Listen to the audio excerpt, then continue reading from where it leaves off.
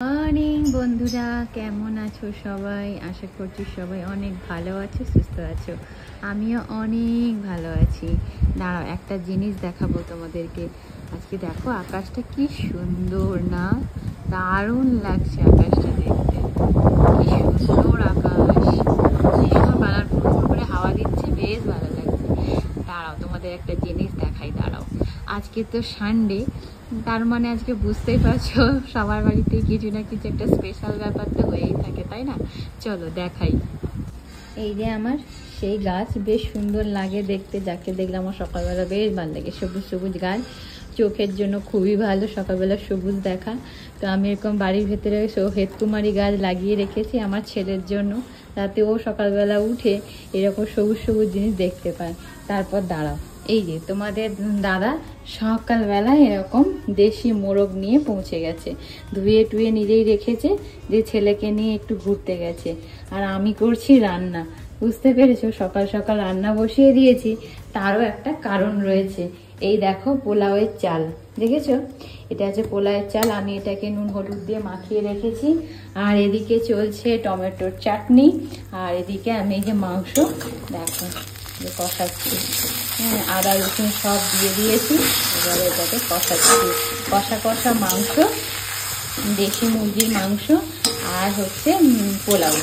আজকে ব্যাপারটা হচ্ছে যে একটু স্পেশাল, মানে আজকে মানে এইরকম হওয়া মানে এমনি তো নর্মালি আমরা খাই, আবার কেউ এলে কি আর শুধু ভাত দেওয়া, সবসময় তো ভাত টাত খাওয়াই হচ্ছে, তাই না? তবে একটা কথা কি জানো তো, আমরা যারা বাড়ি থেকে বাইরে থাকি কর্মসূত্রে, আমরা বুঝি বাড়িতে মানুষ এলে আমাদের কত যে নিজের মানুষগুলোকে মিস করি, সে আর বলার কথা নয়।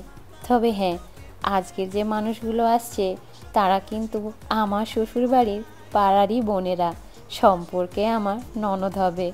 ওরাও কর্মসূত্রে কিন্তু ব্যাঙ্গালোরে থাকে, তাই আমাদের নিজেদের দাদা বৌদি ভেবে আমার বাড়িতে আসছে, তাই অনেক আনন্দ লাগছে, জানো তো। মশলাটা কষানো হয়ে গেলে মাংসটা দিয়ে দেব।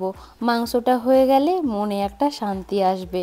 আসলে দেশি মুরগি তো, রান্না হতে বেশ সময়ও লাগবে। তারপর ওরাও চলে এসেছে, ওদের সাথে একটু গল্প না করলে হবে বলো? মানুষগুলো এসেছে দাদা বৌদির কাছে এত আনন্দ করতে, সেখানে যদি একটু সময় আমরা না দিতে পারি আর শুধু রান্নাবান্না নিয়ে ব্যস্ত থাকি, ওরাও তো মনে দুঃখ করবে, তাই না? ঠিক আছে, আজ অনেকটাই তাড়াও রয়েছে।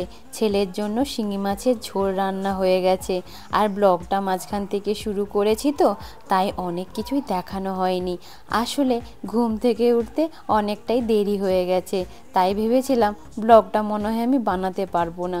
ওই তোমরাও তো আমার পরিবারের সদস্য, তাই না? তাই শেয়ার না করে থাকতে পারি না। এই দেখো সব কিছু কমপ্লিট, এবার খেতে বসিয়ে দেব। ওদেরও খুব খিদে পেয়ে গেছে, অনেকটাও বেলা হয়ে গেছে।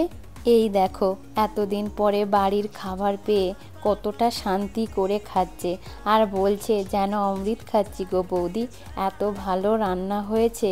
শুনে মনটা একদম জুড়িয়ে গেল যে ওরা আমার কাছে এসে এতটা শান্তি, মন প্রাণ ভরে ওদের প্রিয় খাবারটা খাচ্ছে দেখে। যাই হোক, আজকে ব্লগটা কেমন লাগলো তা কিন্তু অবশ্যই কমেন্ট করে জানিও। দেখা হবে নেক্সট আরেকটি ব্লগে। সবাই ভালো থেকো, সুস্থ থেকো, টাটা, বাই বাই।